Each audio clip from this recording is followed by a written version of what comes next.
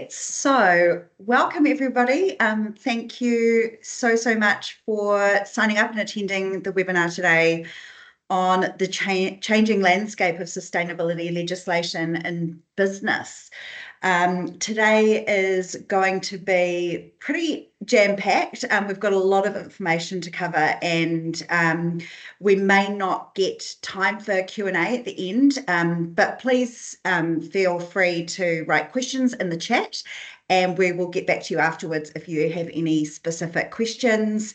I've tried to cover as much as we can in this webinar from a global perspective, but it is very much just a light touch on the complexity that is sustainability legislation at the moment. So just a wee bit about us. We are GoWell Consulting, and my name is Vanessa Thompson. I am the Director of Supply Chain here at GoWell. We are a sustainability consultancy based in New Zealand, and we love to work with businesses to support, coach, and empower them to move towards the sustainable future. We have a variety of different service offerings, going from sustainability strategy and helping you build bespoke strategies and roadmaps for your business, all the way through to helping you measure your emissions and reporting on some of that great work that you're doing. I just wanted to start things with a bit of a disclaimer. I am not a lawyer, so I'm here basically giving you the advice through our research and through what we have gained through our connections. So please seek legal advice if you have very specific legal questions about your entity. But this is, from the best of our ability, the research of what's happening in the world of legislation at the moment. If you have any concerns, please do let us know. So just to paint a picture to begin with, the context of why legislation is growing at such an alarming rate at the moment. The first thing I will do is, hopefully this will work, is show you a short video about what the Paris Agreement is. And this is such a big cornerstone of what a lot of legislation has been built around and helping us achieve some of these really big global goals.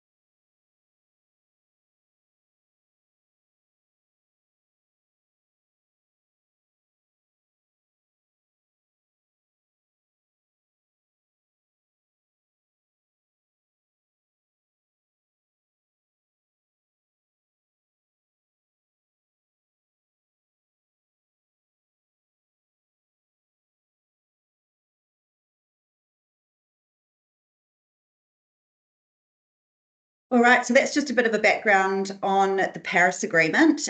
Some of the other frameworks that have sort of come out in the last sort of decade or so is the Sustainable Development Goals, and these were created in 2015. They have 17 ambitious goals with many smaller goals underneath each of these key sort of focus areas, and they were developed for countries and cities to help work towards sustainable development. A lot of businesses also use these as a framework because they have such a holistic nature as well. So these are also a reason why legislation has been increasing as well. The last sort of context setting thing here is the UN Guiding Principles on Business and Human Rights. So these are a guide really for businesses to help respect human rights in their operations. They are focused around three key pillars: the state of duty to protect. So this is around protecting and upholding human rights within your operations. This corporate responsibility to respect. This is around respecting the human rights and upholding human rights in your supply chain and where your company impacts.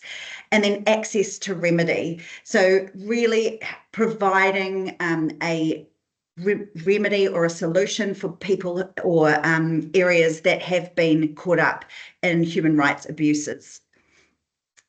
So let's kick things off from a global legislation perspective. We're going to start with a big one, the European Union. So the European Union formed the Green Deal, and this was formed in 2019, and it's basically the EU's strategy to make the EU climate neutral by 2050. It has three pillars: so to have net zero emissions by 2050, decoupling economic growth from resource use, and making sure that no person or place is left behind. So making sure it's a just transition. In this video here, we'll hear from the State of the Union address from Ursula von der Leyen, and she's outlining the main priorities and flagship initiatives for the year to come, which is building on the success that they've had so far in implementing the Green Deal.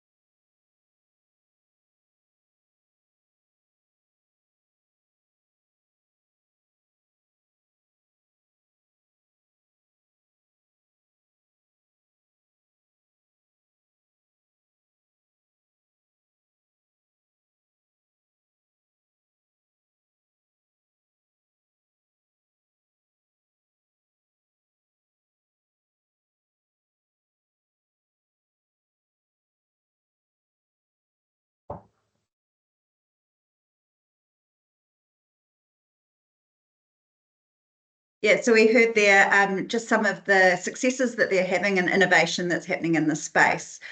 So the EU Green Deal. So it is very, very complicated. It is that a lot of people are calling it a jungle of legislation. But in this diagram, I've tried to give you a bit of a overview of some of the key pieces that fall within it. So we've got 7 sort of focus areas. We've got environment and oceans. So that's to protect our biodiversity and ecosystems. Climate action, to become the first climate neutral continent by 2050. Energy, a clear and efficient energy transition. Industry, an industrial strategy for competitive, green and digital Europe. Transport, providing efficient, safe and environmentally friendly transport. Finance and regional development for sustainable investments to deliver the EU Green Deal. And agriculture, a healthy food system for people and planet. And the whole system is controlled by a fair and just transition, to making sure that it's not leaving anyone behind and that everyone is brought along the journey with them. In terms of this presentation, I'm going to focus on the following legislations, or give you a bit more information on the following regulations that have come out. So the Corporate Sustainability Due Diligence Directive and the EU ban on products made with forced labour, the Circular Economy Action Plan, regulation on deforestation-free products, and the Corporate Sustainability Reporting Directive. So first of all, the Circular Economy Action Plan. It's basically been a target on how products are designed and promote circular economy processes and encourages sustainable consumption. There are the main building blocks of it are to empower consumers and public buyers, and then focus on the key sectors where the circularity opportunities are high. So the focus sectors for the Circular Economy Action Plan are electronics, batteries, vehicles, plastics and packaging, textiles, construction and building, and food and water, and nutrients. There are 3 sort of key pillars under the Circular Economy Action Plan. The first is the Sustainable Products Initiative. So the objective of this is to ensure products are durable, repairable and recyclable, and to make sustainable products the norm. Under the Sustainable Products Initiative, you have the Eco Design for Sustainable Products regulation, which I'll talk about in more detail later. We also have the right to repair. So this was passed in 2024, making manufacturers responsible for providing easy access and tools for product repairability. Currently, this only applies to products such as washing machines, smartphones, and vacuum cleaners. However, there has been a lot of interest about increasing this scope to incorporate more industries. And then also under the Sustainable Products Initiative, we have the circularity in production processes. And the main legislation under this one is Industrial Emissions Directive to help reduce pollution and emissions from industries in Europe. So under this, for example, you have livestock and industrial plants have to report and monitor their environmental performance and make efforts to control their emissions. Under the next one, which is pillar, which is around empowering the consumers for the green transformation. This is really where it contains measures to give consumers in the EU more information and protection to make more sustainable purchasing decisions. So the main regulation under this is the Green Claims Directive. So this was adopted in March this year, and it sets out criteria to stop companies from making misleading claims about environmental merits of their products and services. And all of your claims must be backed up by scientific evidence. So, for example, carbon neutral or net zero statements, you need to back up with reduction and action plans and show how you're going to get there before just making broad statements that you're going to be carbon neutral. Also under the Green Claims Directive is product environmental footprint labelling. This is still sort of under development. There is some initial frameworks that are coming out around this footprint labelling. However, there has been a bit of backlash, especially for products that are made from animal or agriculture, where emissions tend to be higher than making synthetics or plastics. And under the third pillar, reducing waste, We have a toxic-free environment. So again, that's about reducing harmful chemicals that are used in products, but also being made and used in the industry over there. And we have the Waste Framework Directive, which I'll talk to a little bit more later. So first up under the Circular Economy Action Plan is the Eco-Design for Sustainable Products Regulation. So this regulation seeks to address the most detrimental environmental impacts of products. It lays down a framework for setting eco-design requirements based on sustainability and circularity aspects. It also bans the destruction of unsold textiles and footwear. That is the first industry or product type that has been specified under this legislation, and it will change in the future.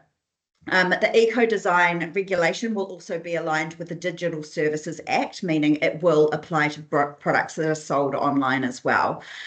So for this regulation, it basically means that all kind of goods that are placed on the EU market must meet the following criteria. They must be durable and upgradable and repairable.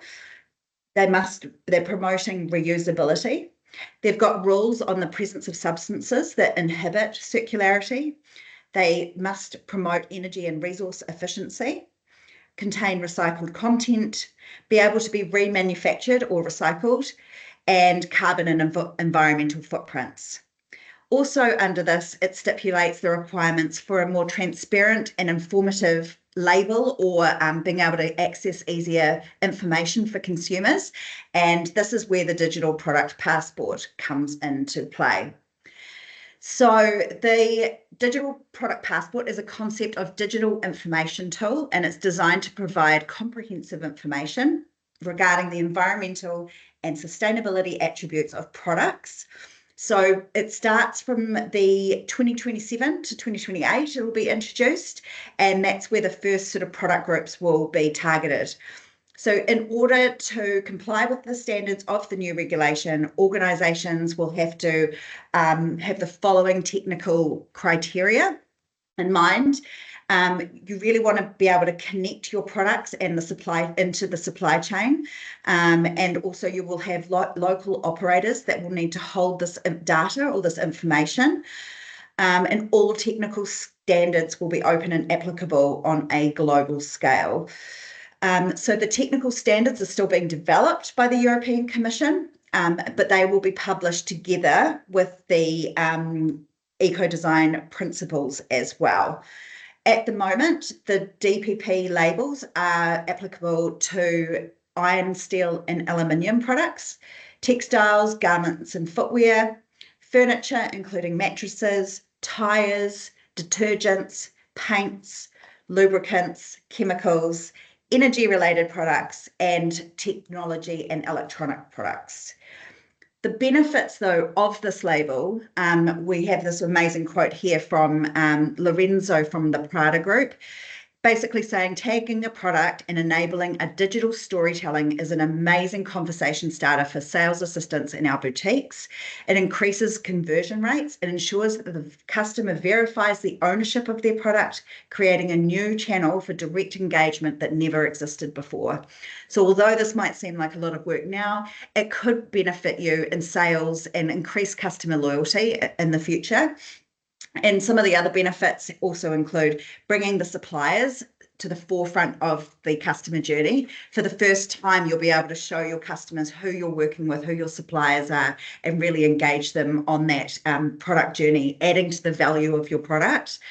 Also helping to eliminate waste through easier recycling and sorting. So for sorters and things like that, to be able to scan your product and it'll tell them what it's made from, where it was made, what year it was made, all that sort of thing. It'll really open up the ability to be able to recycle and reuse things on scale. Enhance the product storytelling, so really being able to tell that story of where the product came from. Confirming authenticity, this is really, really important for luxury brands or products where you're spending a lot of money on. And also the ability to generate data for businesses as well will be really, really important. Right, now onto the Waste Framework Directive. So this directive sets the waste hierarchy, so around prevention, reuse, recycling, recovery. In early 2024, it was amended this year to include stricter requirements for food and textile products. So it sets out a higher binding waste reduction target for food industry for food to have at least a 20% reduction in food processing and manufacturing waste, and at least a 40% in retail, restaurants, and food services waste as well. For textiles, the directive makes producers responsible for the full life cycle of textile products and covers the cost of collecting textiles and shoes for recycling or reuse, along with transport, sorting, analysing textile content of mixed municipal waste.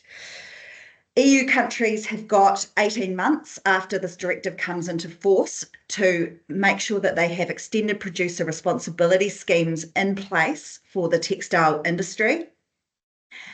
So this will be followed up after the European elections coming up, that we've just been through, sorry. And it means that each sort of member state of the EU is going to have these sort of sorting facilities in place in the next 18 months.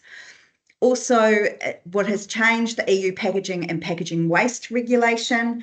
So the benefits or the aim of this is to help reduce packaging and restrict certain packaging types, encourage reuse and refill options for consumers, and offer more recyclable packaging and better waste collection and sorting. The EU have now got packaging reduction targets. They want to have a 5% packaging reduction target by 2030, leading up to a 15% reduction target by 2040. So not very ambitious here. I think there could be some, better aims or goals for the EU to be working, especially around plastic packaging, but at least they have started, I guess. Right, moving on to the next one. So the EU plastic strategy. So the aim of the EU plastic strategy is to reduce plastic waste and pollution. Basically, there are some key actions under the plastic strategy. So design and production, so encouraging the design of plastic products with easier recyclability in mind and increasing the use of recycled content.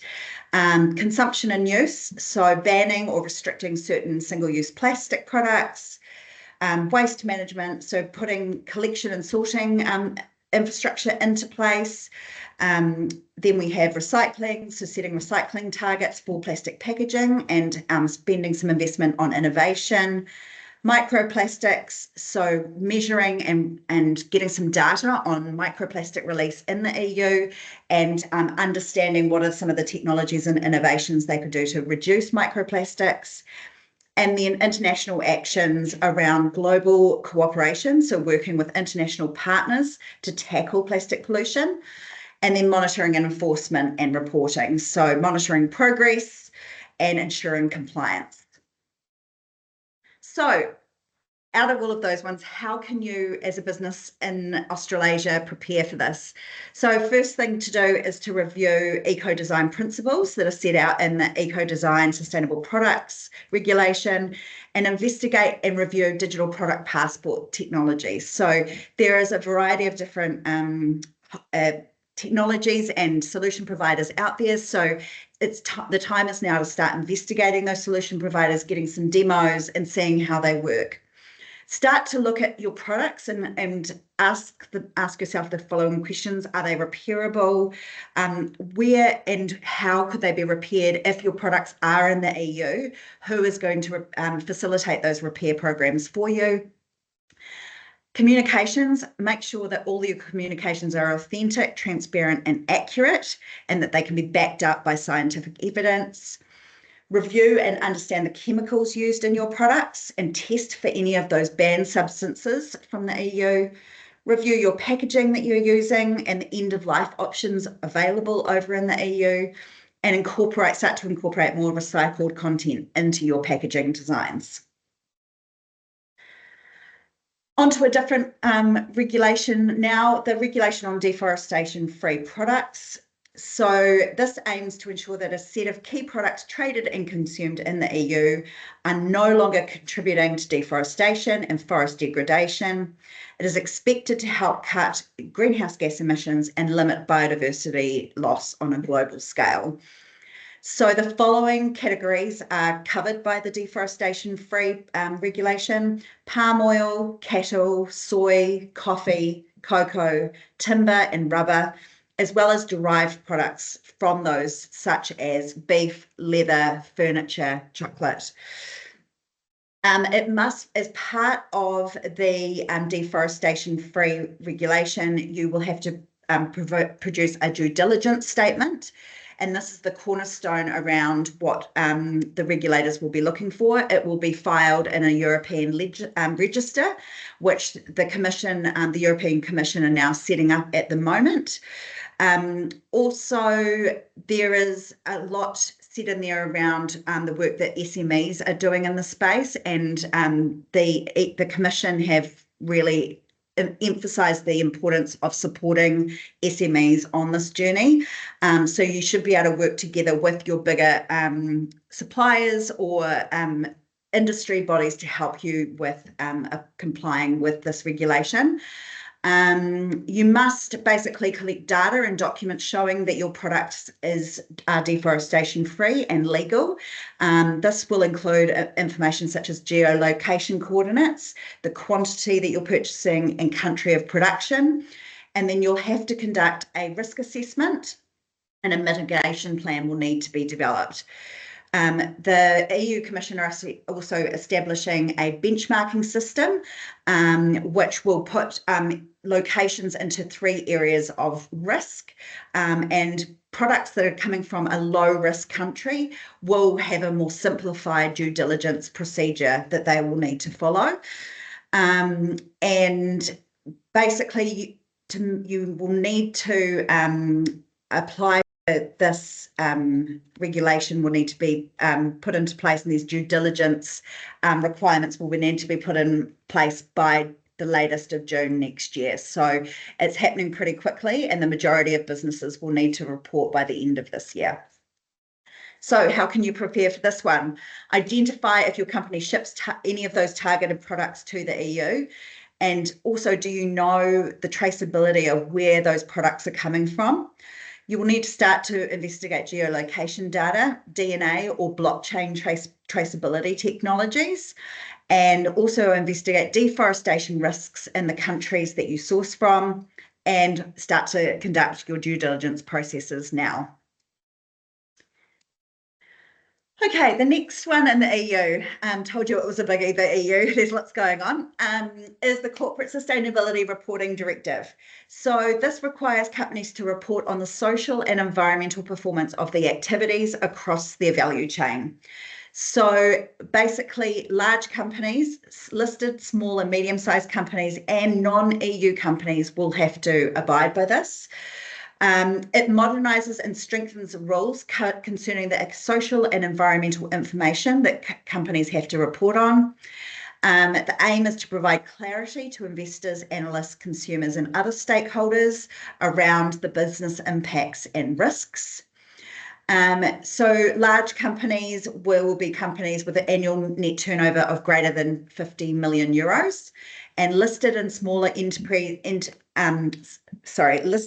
and medium-sized EU enterprises who meet at least 2 of the following criteria: your balance sheet total of 350,000 euros or more than 10 employees. For non-EU companies, though, you have to meet a net turnover of over 150 million euros. So there's not many people that will be affected by that. However, if you are supplying to companies in the EU, they may ask you for due diligence or reporting information for their sustainability reports. So things that need to be reported on: your environmental impact, the social responsibility and human rights due diligence you've done as part of your supply chain, governance factors, how are you managing the ESG metrics within your company, conducting a double materiality assessment, identifying your sustainability risks and opportunities, and your key ESG metrics such as your carbon footprint data and your KPIs as well. So again, how can you prepare? Identify if your company will be affected by this. Identify who your key stakeholders are to your business and start to conduct those materiality assessments and identifying any risks or opportunities and gaps that you need to address. And last one of the EU, the Corporate Sustainability Due Diligence Directive. So this sets out obligations for large companies to identify and address adverse human rights and environmental impacts in their operations and supply chain. So this was passed into law in April 2024. It entails screening, basically your value chain, identify where your hotspots are, and to prioritise actions in line with the level of severity and likelihood of potential and actual impacts.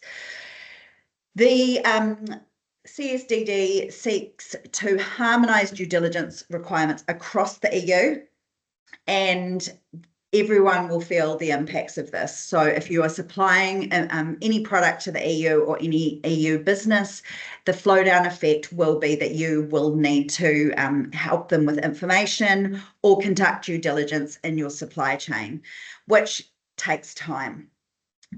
So in terms of who's affected, again, most of this is for large businesses, and for non-EU businesses, again, it's that generating over 150 million in net turnover. Some of the steps that you can take here around corporate sustainability due diligence. First step, identify. So starting, and most of you probably are already on this journey, but starting to map your supply chains and conduct assessments to identify impacts. Second step is to prevent and mitigate. So take measures to prevent and mitigate those impacts and talk about how you're going to do that. Develop some corrective action plans is another key one to bring your suppliers along that journey. Establishing policies, so human rights and environmental policies, code of conduct, environmental policies, all those sort of things are really good. Set up risk management systems and also make sure that you have an effective grievance mechanism in place in your supply chain. You will then need to track your effectiveness, so carrying out periodic assessments or audits to monitor the effectiveness of some of the work you're doing. And then publish an annual report on your due diligence through that CSRD or through a separate statement. So across all of these steps, you will need to engage. So you'll need to engage with your stakeholders. You'll need to get contracts in place with your suppliers. And also what they have stipulated here, again, is that larger organisations are to support those SMEs and not dump all of the legislation requirements onto small businesses who are, in their supply chain. It's all about working together, both from a resource perspective, but also from a financial perspective as well. And sitting alongside this one is the EU ban on products made with forced labour. So this goes hand in hand with the CSDDD. So all sectors, products and companies are covered by this new regulation, regardless of where the products are manufactured. This means that any company that wishes to do business in the EU must make sure that their supply chain is free from forced labour. Due diligence is more than just simply collecting certificates. Companies need to verify that the representations by their suppliers are accurate. So detailed records of manufacturing processes must be maintained and information on labour practices on the entire journey of the products from origin through to where you sell them in store. So the first step on this one is to trace your supply chain. So again, really, really important to get that transparency going in your supply chain. So how can you prepare? Start your due diligence processes now. It can take time. It's not something that you can flip a switch and just an audit will do it. You're going to have to spend the time to do risk assessments, talk to your suppliers, bring them on the journey with you. You're going to need to identify and engage with your stakeholders, mapping your supply chain and starting to create those really important policies. You'll need to engage with your partners and other partners in your sourcing countries. Sometimes, especially around grievance mechanisms, it can be more effective to have someone on the ground who is helping workers and helping them with their complaints procedure than trying to just send an email address from an overseas location that will never get any engagement. So really engaging with people on the ground in your sourcing countries will be really important. And then start to identify those highest risks and address any gaps. Look, I don't have time to cover all the other European specific country-specific legislations. There's just a few of them here. Germany have got a Supply Chain Due Diligence Act and Climate Protective Act. France, their Duty of Vigilance of Law and Anti-Waste for a Circular Economy law. They're also proposing at the moment a groundbreaking legislation to address the environmental impact of fast fashion by introducing a surcharge tied to the environmental footprint of those items. So it means that basically any fast fashion item that's sold in France will have a €5 tax put on it, and slowly they'll increase that tax to €10 by 2030. It also will prohibit the advertising of fast fashion. So this could be groundbreaking if they go ahead with that. Spain have got their climate change and energy transformation law. Netherlands have got a climate agreement and a child labour due diligence act, and the United Kingdom have had the Modern Slavery Act in place since 2015. But there is a lot of talk about them strengthening the requirements around that legislation in the next couple of years. So onto the US. So the US overall definitely not as ambitious as the EU, but a few things that are worth noting. So President Biden has pledged to cut emissions that are driving climate change roughly in half by 2030. And he's actually working at the moment very, very quickly to try and reinstate environmental regulations that were eliminated by the Trump administration. So just a few of these, not many of these will apply to New Zealand or Australian companies. One is around electrifying cars. Basically, they're just trying to set a limit on the amount of pollution allowed from the tailpipes of cars. So it's not just saying banning of fossil fuel cars or gasoline-powered engines, but more looking at how much pollution that those vehicles can emit. They're going to ban asbestos, which just seems like a no-brainer, but they're going to allow companies 12 years to phase out the use of asbestos in manufacturing, which is crazy considering the scientific links to cancer that asbestos has had. Banning PFAS. So again, this one could affect any businesses that are exporting to the US market. What they're doing is they've created a level of acceptable PFAS in the water utility centres. So it means that they're trying to protect, obviously, people who are drinking, having access to safe drinking water. So there is talk, though, that 36 states could implement regulation to ban products and packaging containing PFAS by the end of this year. So it's really worth noting and finding out if any of your garments or products that you are exporting into the US, that you need to make sure that they are not containing PFAS. Then the last couple of things that Biden's trying to get through, protecting endangered species. So, really trying to protect some of those really important national animals and biodiversity that they've got there. And then also efficient appliances. So seeking to basically have appliance efficiency standards for furnaces, stoves, and washing machines, helping to reduce emissions by cutting back on energy consumption. So next, the Uyghur Forced Labour Prevention Act. So this went into force in 2022 and had three high priority sectors, so polysilicon, cotton, and tomatoes. So since the Prevention Act has been in place, nearly 3,500 shipments have been denied entry into the EU and into the US. The majority of those products being electronics, manufacturing materials or products, and textiles. What is also happening at the moment is there is a lot of pressure for the government to increase the scope of review of what industries and product categories that are coming in from China. And there's been a lot of talk around increasing that to include the automotive and aerospace manufacturing sectors, to really focus in on making sure that they're not getting products from regions that are connected with forced labour. And next, the Americas Trade and Investment Act. So this is a proposed bill at the moment, and it is set to promote trade, investment, and people-to-people partnerships. It basically is positioned as its circularity, and it's going to make its differentiator is that it's about empowering American national manufacturing, and really sort of trying to stop the import of cheaper, international or Chinese products into the US. So the bill proposes importing increased tariffs on goods imported into the US, while simultaneously providing tax relief or incentives to manufacturers that move their supply chains to the US.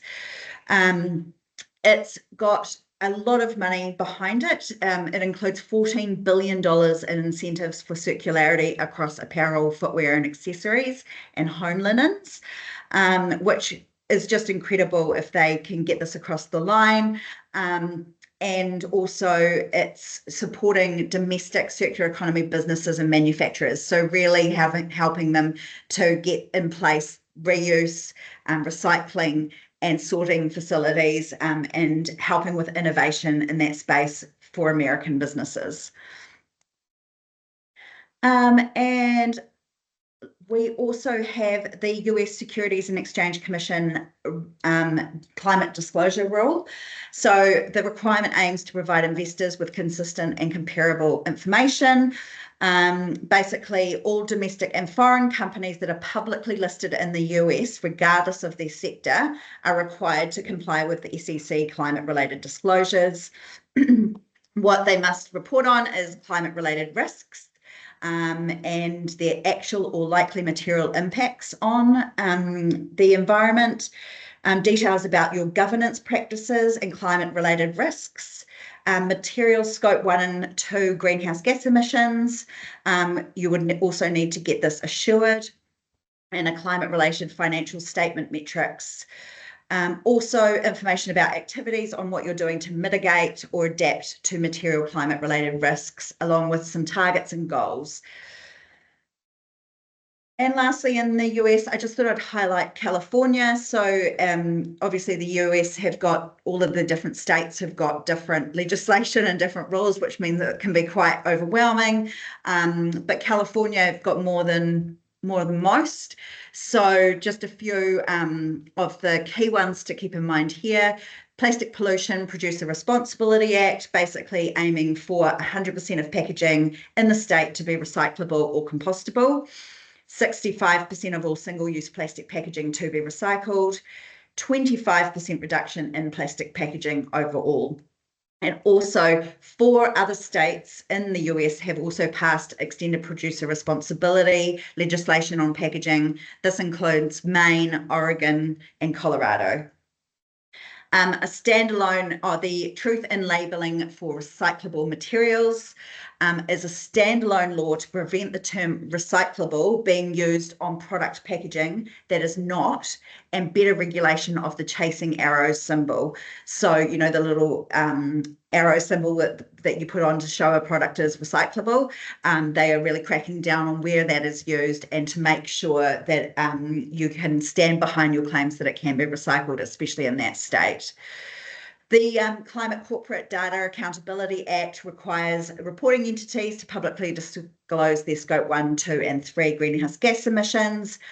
The Climate-Related Financial Risk regulation requires entities to publicly disclose a climate-related financial risk report.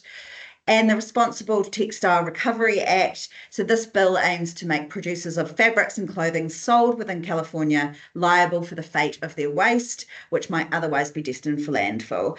Again, this is just the Responsible Textile Recovery Act is just a proposed bill at this point. So it hasn't gone into force just yet.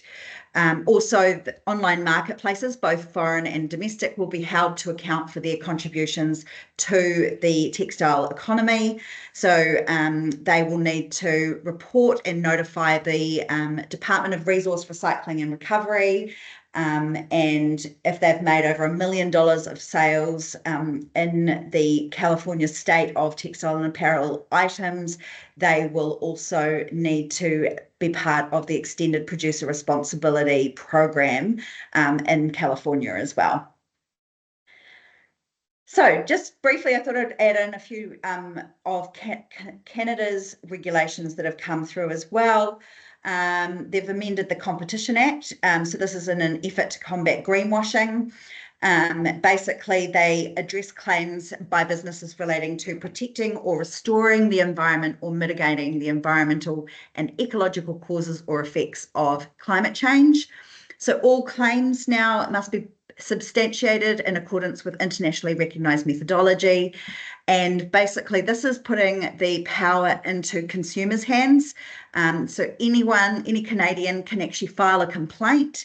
And if they get 6 complaints, then you will be required to report back to the Commission and back up your claims that you're making around sustainability achievements or challenges that you may have reported on your website or other platforms.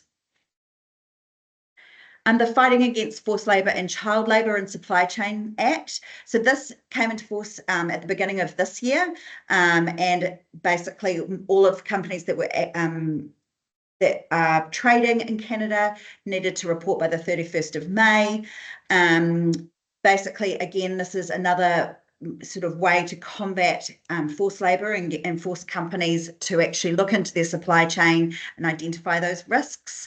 So some of the things you'll need to report on is the steps that you've taken to identify those risks, a bit of information about your business and supply chain, all of your policies and processes that you have in place to help reduce forced labour and child labour, the part of your business and supply chain that carry the risk of where it could be the most prevalent, and any measures you've taken to remediate forced labour or child labour, and also any measures you've taken to remediate the loss of income to the most vulnerable families that may have been impacted by those activities in your supply chain. Also, really important training that you've provided to your employees on forced and child labour and how you assess your effectiveness. Another one is recycled content and labelling rules.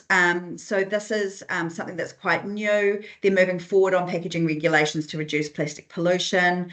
They basically want to ensure that any plastic that comes into Canada has 60% post-consumer recycled content in rigid plastic containers, 50% post-consumer recycled flexible packaging, depending on the film thickness.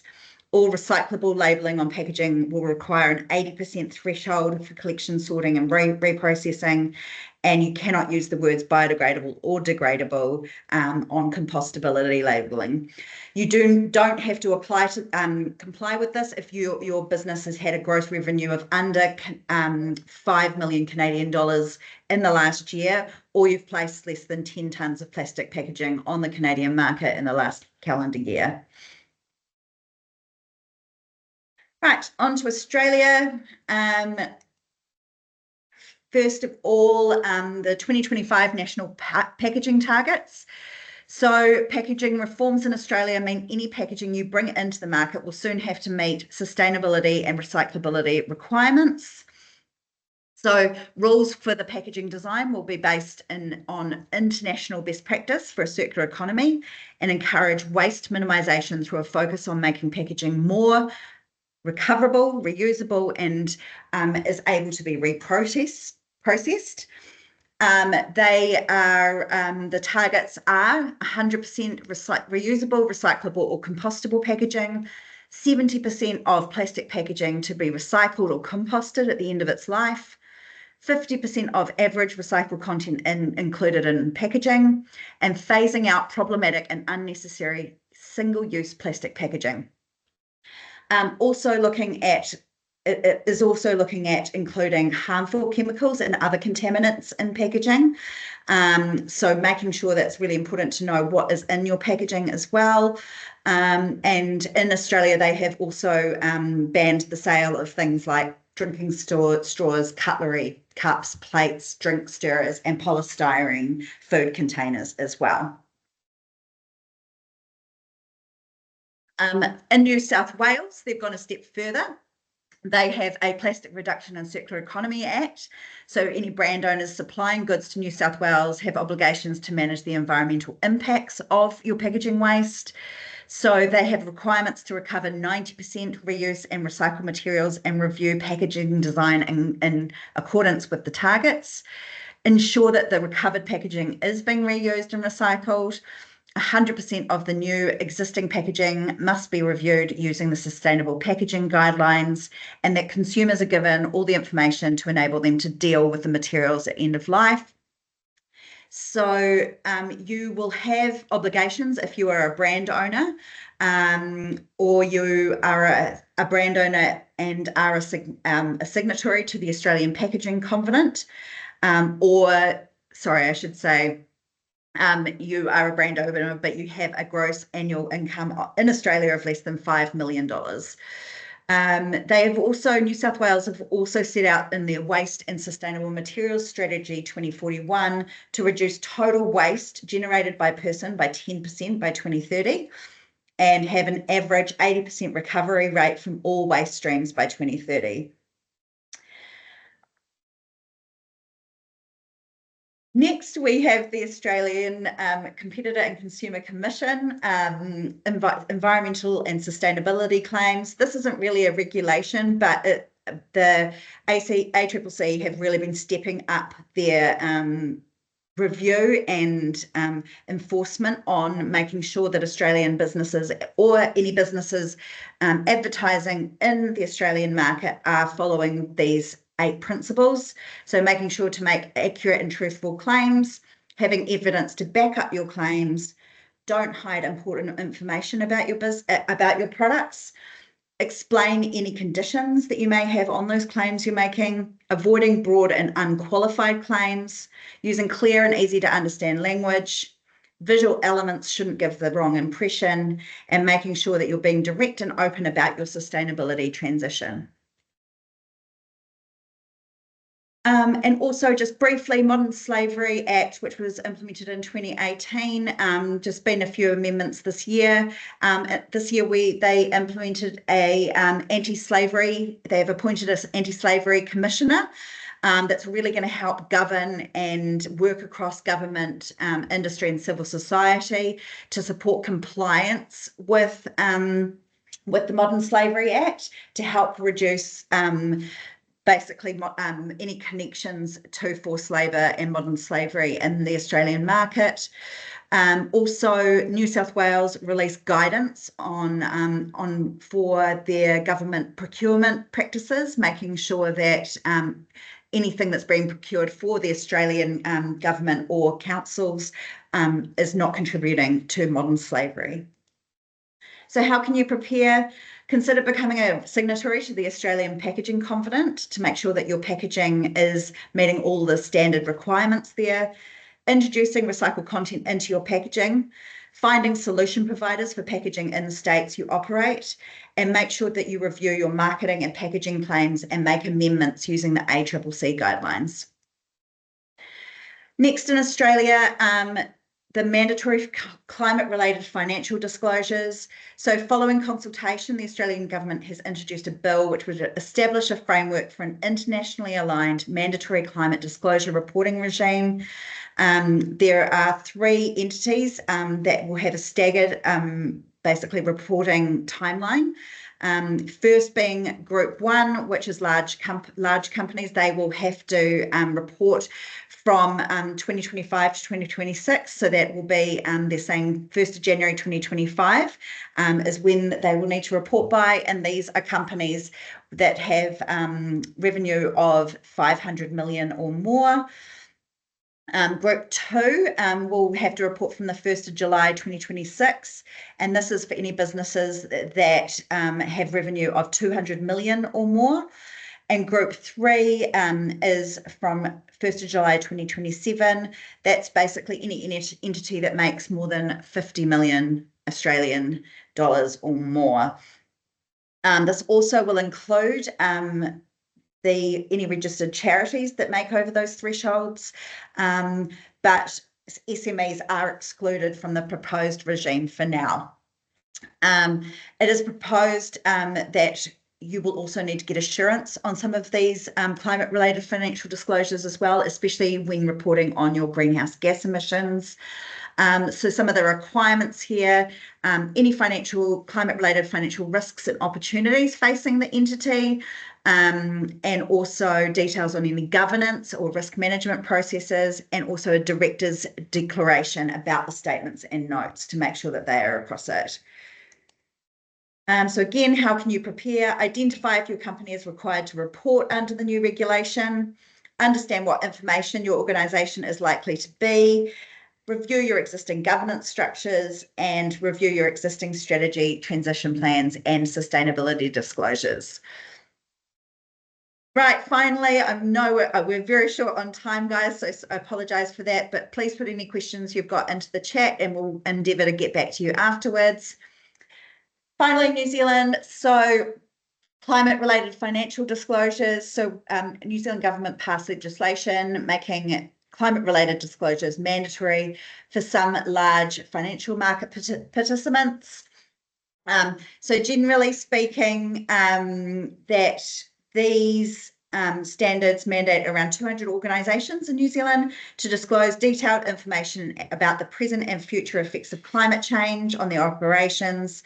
It's applicable to large publicly listed companies, insurers, registered banks, and investment managers. And they're required to lodge an annual climate statement for reporting periods beginning after the 1st of January 2023. They must include things like governance, the strategy on how they're going to improve or address some of the risks that they've identified, the risk management, how are they managing that risk, and then any metrics or targets such as greenhouse gas emissions, and things like waste and water data and things like that.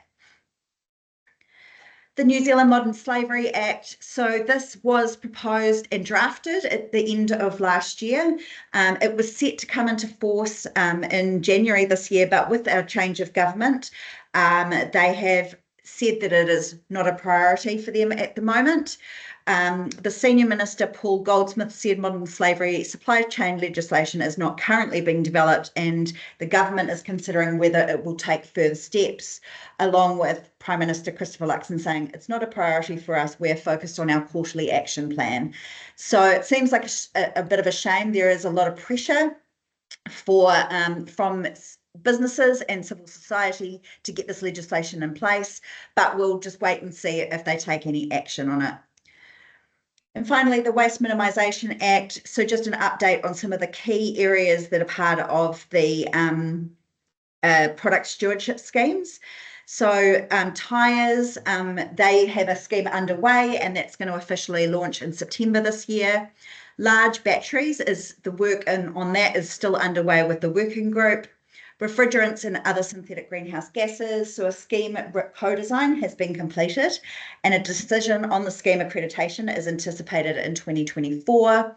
Farm plastics and agrochemicals and the containers. The Agri Recovery Foundation is leading the co-design of this process for farm plastics and farm waste, and it's subject to cabinet approval. Electronic and electrical products or e-waste. So Tech Collect New Zealand has led the co-design and process for an e-waste product stewardship scheme. Again, this is subject to cabinet approval. and plastic packaging. The Packaging Forum and New Zealand Food and Grocery Council are leading the 2-year co-design process on plastic packagings, and timings for the accreditation consultation on regulations will depend on the outcomes of the co-design process. So that is a bit of a global wrap there. I know we're just over time. Wanted to end on this quote: climate change does not respect borders. It does not respect who you are, rich and poor, small and big. Therefore, this is what we call global challenges, which require global solidarity. So this is what from Ban Ki-moon, one of the former Secretary General of the United Nations. Also, just to point out, we love to work with businesses that across their sustainability journey and really helping them move from this beginner state through to your real delivery and competent and confident staff members to help implement some of your greatest challenges. So if you have any questions, please get in touch, and we look forward to hearing from you soon. Thanks very much.